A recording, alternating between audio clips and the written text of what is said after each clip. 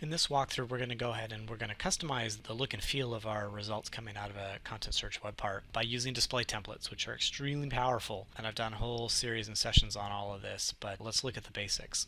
Let's go ahead and edit this page in question, and let's go ahead and go down to the content search web part that's already pulling in our custom query. So we're going to skip straight to the display template section within this web part. There are two display templates for a content search web part. There is your control template, which is a display template used once. It basically provides a wrapper. Out of the box, there are three. There's list with paging, and slideshow.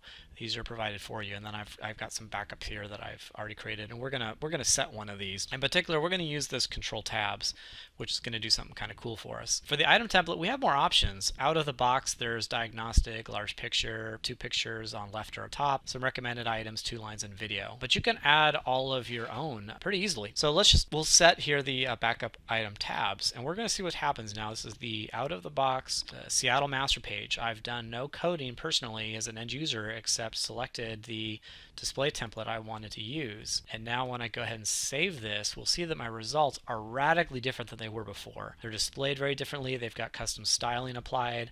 I've got this cool tabbed feature going on, and I as an end user didn't have to do anything but set up my content query and point it to the proper display template. So that's some pretty cool stuff. Now let's look at what's going on behind the scenes with display templates. Now display templates are found in the display templates folder found under all files, _catalogs, master page, display templates. Out of the box, the ones we're going to care about here are the content web parts folder, which contains our control templates, a general group template, and then your true item display templates. And we can see here we have list with paging, slideshow. Those are the out of the box I told you about that we saw.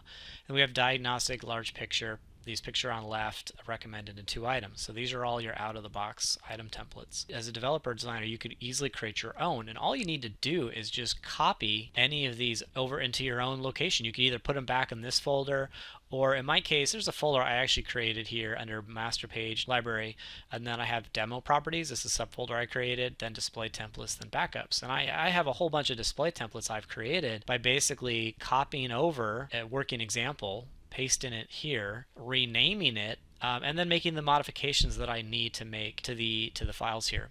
And now a very quick little primer on display templates. Display templates contain 2 files. They contain an HTML file and a JavaScript file. You will only be editing the HTML file, not the JavaScript file, the JS file. SharePoint manages that for us. The control template I told you is used only once as a wrapper. So we can see here this backup control tabs that I had. And if we look at that, we can see what's in here. Now, if you're not a coder, you're going to need this done for you. So you're going to have to ask one of your devs to create the display templates to match the needs. But once you've got it, you can now easily take results and bind them to your display templates.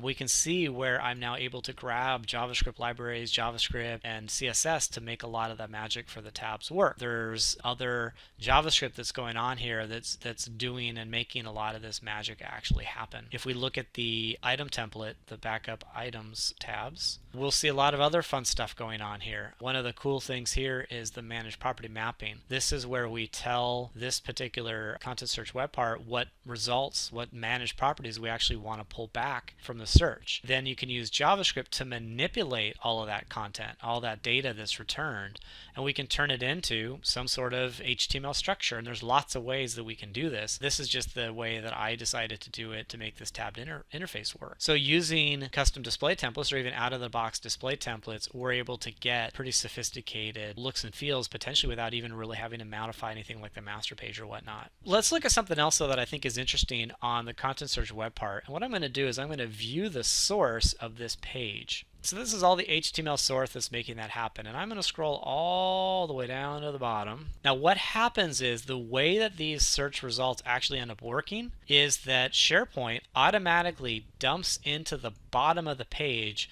all of the search results for a given query.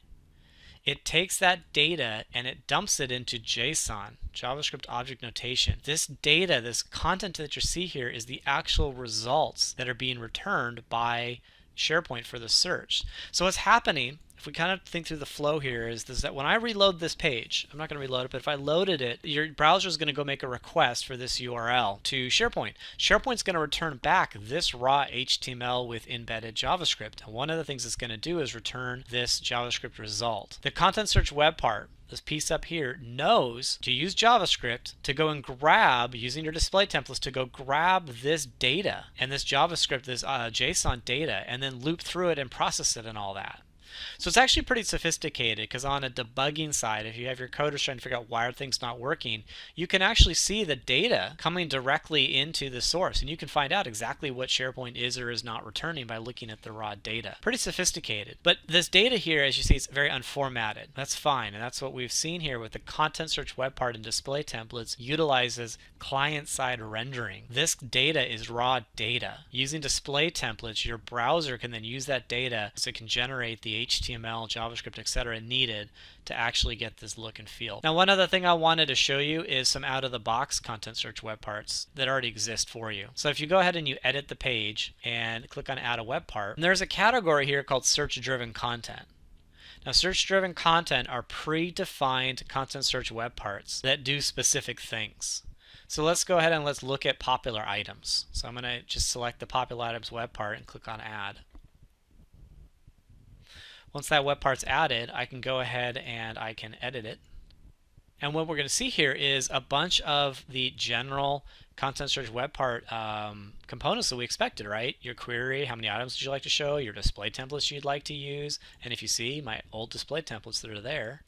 But let's click on Change Query and let's see what happens here.